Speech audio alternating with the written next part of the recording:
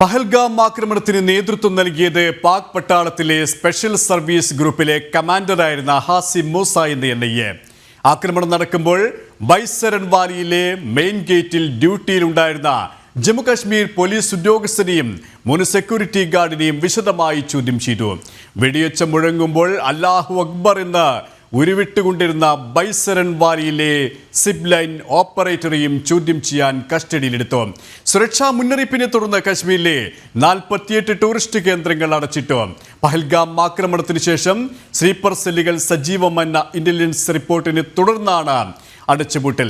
അതേസമയം അനന്ത്നാഗിൽ സൈന്യവും ഭീകരരും തമ്മിൽ ഏറ്റുമുട്ടുന്നതായി റിപ്പോർട്ട്. വിശദാംശങ്ങളുമായി പഹൽഗാമിൽ നിന്നും നന്ദഗോപൻ ചേരുകയാണ്. നന്ദൻ, അനന്ത്നാഗിൽ ഭീകരമായുള്ള ഏറ്റുമുട്ടൽ ഇപ്പോഴും തുടർന്നുകൊണ്ടിരിക്കുകയാണ്. ഒപ്പം ഭീകരാക്രമണ പശ്ചാത്തലത്തിൽ നിർണായകമായ വിശദാംശങ്ങൾ തന്നെയാണ് എൻഐക്ക് ലഭിച്ചുകൊണ്ടിരിക്കുന്നത്. പരിശോധനകളും ഏത് തരത്തിലാണ് തുടർന്നുകൊണ്ടിരിക്കുന്നത്?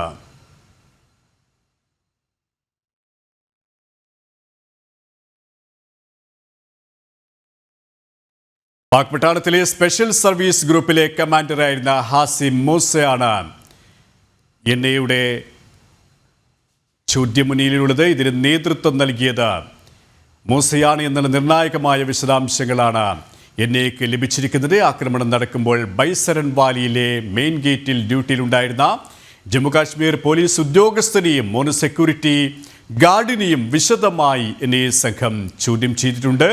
വെടിവെച്ച് മുഴങ്ങുമ്പോൾ അല്ലാഹു അക്ബർ എന്ന് ഉരുവിട്ടുകൊണ്ടിരുന്ന ബൈസരൻ വാലിയിലെ സിബ് ലൈൻ ഓപ്പറേറ്ററെയും ചോദ്യം ചെയ്യാൻ കസ്റ്റഡിയിലെടുത്തു. ഇങ്ങനെ അതിനിർണായകമായ നീക്കങ്ങളാണ് എൻഐയുടെ ഭാഗത്തു നിന്നും ഉണ്ടായിക്കൊണ്ടിരിക്കുന്നത്. നിരവധി ഭീകരരെയും ഭീകരരെ സഹായം ചെയ്തവരെയുമാണ് എൻഐയെ കസ്റ്റഡിയിലെടുത്തിരിക്കുന്നത്. അവരെയൊക്കെയും ചോദ്യം ചെയ്തുകൊണ്ടിരിക്കുകയാണ്. അത് നിർണായകമായ വിശദാംശങ്ങൾ എൻഐ സംഘത്തിന് ലഭിച്ചു എന്നാണ് മനസ്സിലാക്കാൻ സാധിക്കുന്നത്. സുരക്ഷാ മുന്നറിയിപ്പിനെ തുടർന്ന് കശ്മീരിലെ 48 ടൂറിസ്റ്റ് കേന്ദ്രങ്ങൾ അടച്ചിട്ടു എന്നുള്ള വിശദാംശങ്ങളും പുറത്തു വന്നുകൊണ്ടിരിക്കുകയാണ്. പഹൽഗാം ആക്രമണത്തിന് ശേഷം സ്ലീപ്പർ സെല്ലുകൾ സജീവമെന്ന ഇന്റലിജൻസ് റിപ്പോർട്ടിനെ തുടർന്നാണ് ഇത്തരത്തിലുള്ള വിനോദസഞ്ചാര കേന്ദ്രങ്ങൾ അധികൃതർ അടച്ചത്.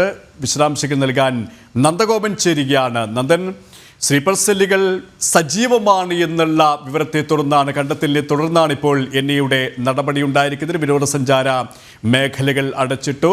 അവിടെ എത്രത്തോളം ജാഗ്രത തുടരുകയാണ്? ഒപ്പം എൻഐ സംഘത്തിൻ്റെ ചോദ്യം ചെയ്യലും പരിശോധനകളും എങ്ങനെ പുരോഗമിക്കുന്നു?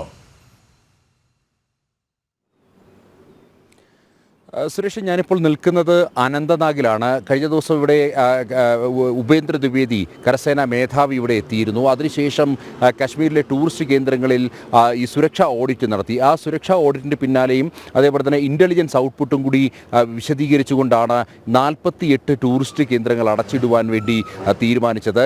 ഇവിടെ പെഹൽഗാമിലെ ബൈസരൻ വാലിയിൽ നടന്ന രീതിയിലുള്ള അക്രമം, അതായത് ടാർഗറ്റ് ചെയ്തുകൊണ്ടുള്ള അക്രമങ്ങൾ ഉണ്ടാകാൻ സാധ്യതയുണ്ട് എന്നുള്ള ഇൻ്റലിജൻസ് റിപ്പോർട്ടാണ് വന്നിരിക്കുന്നത്. ഇതിൻ്റെ അടിസ്ഥാനത്തിലാണ് 48 ടൂറിസ്റ്റ് കേന്ദ്രങ്ങൾ അടച്ചിട്ടിരിക്കുന്നത്. ഞാനിപ്പോൾ നിൽക്കുന്നത് അനന്തനാഗിലാണ്. അനന്തനാഗിൽ ഇപ്പോൾ ഭീകരരും സൈന്യവും തമ്മിൽ ഏറ്റുമുട്ടുന്നു. നമുക്ക് അതിൻ്റെ ദൃശ്യങ്ങളോ അല്ലെങ്കിൽ സൈന്യത്തിൻ്റെ യാതൊരുവിധ ഓപ്പറേഷനുകളോ അത് നൽകാൻ കഴിയില്ല എന്നുള്ളതാണ്. ഇതിനപ്പുറത്തേക്ക്, ഈ ഒരു ഗ്രാമത്തിൻ്റെ അപ്പുറത്തേക്കാണ് ആ ഓപ്പറേഷൻ നടക്കുന്നത് എന്നുള്ളതാണ് ലഭ്യമായ വിവരങ്ങൾ. ഏതായാലും നമുക്ക് ഇവിടെ വരെ പോകാനുള്ള അനുമതി മാത്രമാണ് ലഭ്യമായിട്ടുള്ളത്.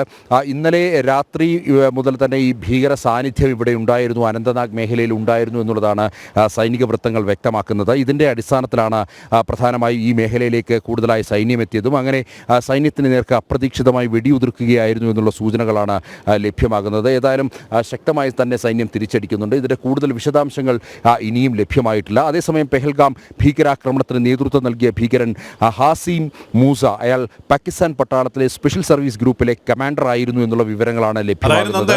ഈ ഭീകരാക്രമണത്തിന്, പഹൽഗാം ഭീകരാക്രമണത്തിന് കൃത്യമായി പാകിസ്ഥാന്റെ പങ്കുണ്ട്. പാകിസ്ഥാനിൽ തന്നെയാണ് ഇതുമായി ബന്ധപ്പെട്ട ആസൂത്രണം നടന്നത് എന്ന് കൃത്യമായി തെളിയിക്കുന്ന തെളിവുകൾ തന്നെയാണ് അന്വേഷണ സംഘത്തിന് ലഭിച്ചത്, അല്ലേ?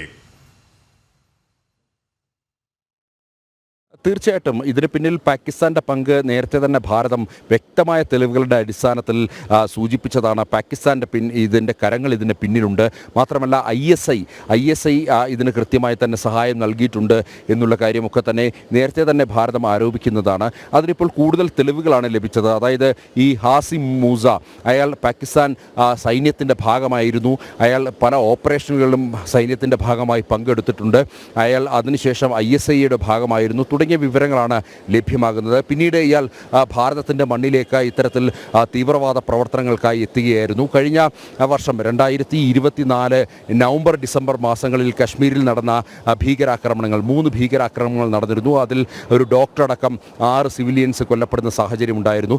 ഇത്തരം 3 ഭീകരാക്രമണങ്ങളും നടത്തിയത് പ്രധാനമായും ഇവർ തന്നെ, ഈ ഗ്രൂപ്പ് തന്നെയാണ്. അതിന് നേതൃത്വം നൽകിയത് ഹാസിം മൂസയാണ് എന്നുള്ളതാണ് വ്യക്തമാകുന്നത്. അതിനൊക്കെ അപ്പുറത്തേക്ക് ഇവിടെ ഭീകരാക്രമണം നടത്തിയവർക്ക് കൃത്യമായ പരിശീലനം നൽകിയതും ഈ ഹാസിം മൂസയാണ് എന്നുള്ളതാണ് വ്യക്തമാക്കുന്നത്. ഈ ഹാസിം മൂസയ്ക്ക് അയാൾക്ക് അത്യാധുനിക ആയുധങ്ങൾ ഉപയോഗിക്കാൻ അറിയാം.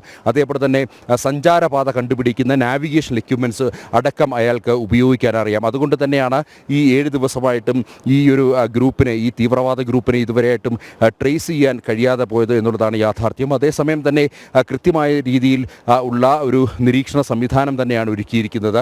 അതായത് ഇവർ എവിടേക്ക് കടന്നാലും അവരെ പിടികൂടുവാൻ വേണ്ടി സൈന്യവും പ്രത്യേക ദൗത്യ സംഘവും സജ്ജമാണ്. CRPFൻ്റെയും ജമ്മു കാശ്മീർ പോലീസിൻ്റെയും സൈന്യത്തിൻ്റെയും പ്രത്യേക സംഘമാണ് ഇവരെ കണ്ടെത്തുവാൻ വേണ്ടി ദൗത്യമേറ്റെടുത്ത് മുന്നോട്ട് പോകുന്നത്.